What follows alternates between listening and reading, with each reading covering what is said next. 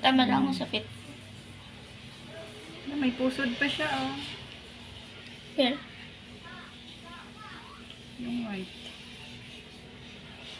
ayun. Eh, bumuka yung bibig niya. Hindi siya sa mami niya. Do you want milk? Feed mo siya ng milk ko sa kalagin. Ano mangyayari pag naalaga ko yan? Dadami.